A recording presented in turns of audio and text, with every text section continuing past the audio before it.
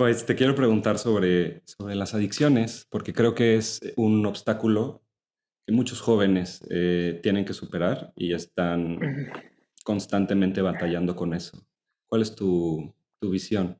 Yo creo que por un lado, la complejidad del mundo como es, justo como lo hablábamos, es tan intensa para muchas personas y no tienen herramientas o modelos que los eduquen a manejar esa complejidad de una forma que no los rebase y entonces evadirse y no sentir es un mecanismo, yo diría, totalmente natural y justificable. O sea, sí vivimos en un mundo loco, ¿sí?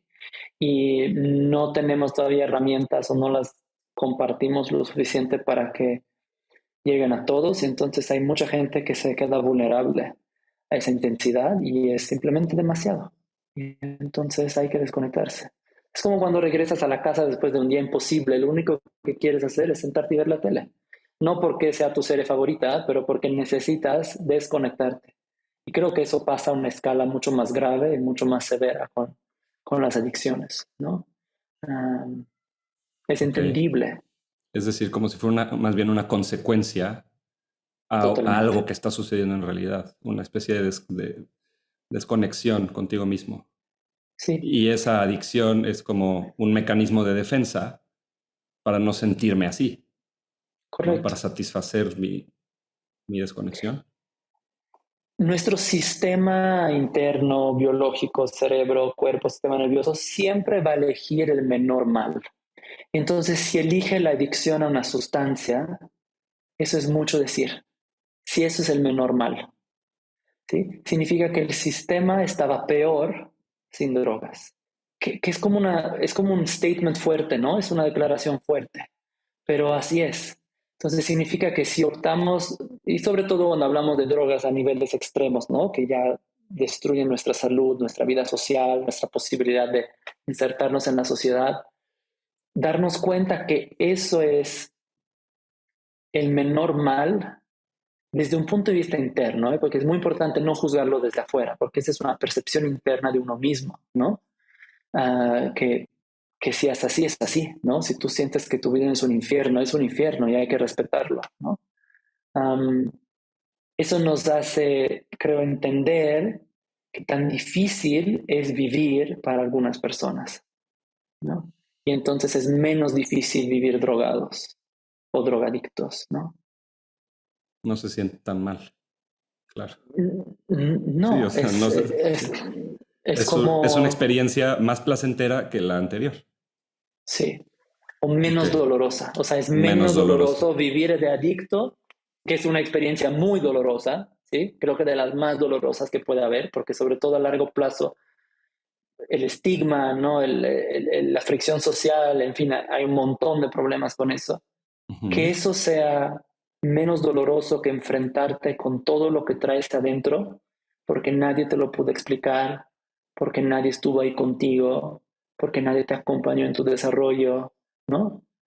Ujú. Es mucho decir sobre nuestra sociedad. Yo creo que la verdad, la mayoría de los seres humanos llegamos impreparados a la vida adulta. Y lo digo yo, que creo que recibí muchísimas más herramientas que la mayoría de la población mundial. Y yo me sentí totalmente impreparado para la vida adulta. O sea, yo lo tuve que aprender sobre la marcha, ¿no? Ujú. Ok. Y creo que eso yo lo veo en todos lados. Y una vez que ya reconocimos eso, ¿qué nos puede sacar de ahí? Mucha gente sale de ahí por ejemplo, un accidente, una experiencia cercana a la muerte, despiertas y cambia tu conciencia, paradigma de Uh -huh. conciencia distinto. Otras personas se van a Perú con un chamán de ayahuasca. Otras personas se inscriben a Rama a aprender Uh -huh. Kundalini Yoga.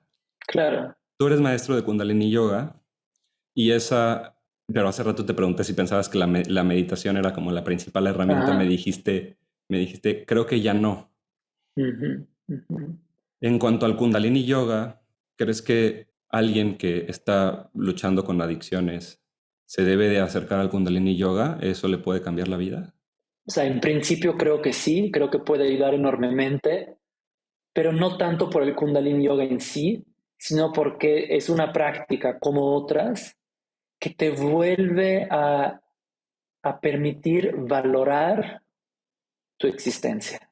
Entonces, cuando me decías qué ayuda, ¿no?, a sacar a la gente de la adicción, yo creo que es una experiencia que te permita valorar tu vida más que tu adicción. Y a veces esa experiencia es un accidente, como decías, a veces es una clase de meditación, a veces es un viaje de ayahuasca, a veces es un buen psicoterapeuta, ¿no? A Claro. veces es un amigo que no te deja, Una buena pero conversación, una 100%. buena conversación, ¿no? Pero lo que cambia es que entonces valoras algo más que la adicción. Ahí es donde cambia el paradigma. Porque hasta que la adicción tenga más valor internamente, es muy difícil salir de ese patrón. Pero es posible. Sí, sí, y hay Ok. mucha gente que sale. ¿Hay casos perdidos? Pues sí, hay gente que no sale nunca, ¿no? Hay gente que se muere en el Me refiero, proceso. me refiero a gente que ya no puede salir. O sea, que no hay herramienta que le ayude. ¿Crees que haya casos perdidos? Yo creo que sí, vemos a gente que al final acaba muriéndose, ¿no? Por sobredosis o por, ¿no? Es como que ya llegas al tope, ¿no?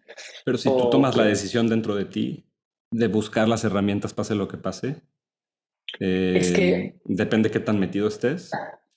es que eso de la decisión dentro de ti creo que es un muy buen punto, porque todavía siento que hay esa idea en nuestra sociedad que si tienes suficiente voluntad y suficiente intención puedes salir de cualquier cosa. Pero cuando estudiamos el cerebro nos damos cuenta que no es así.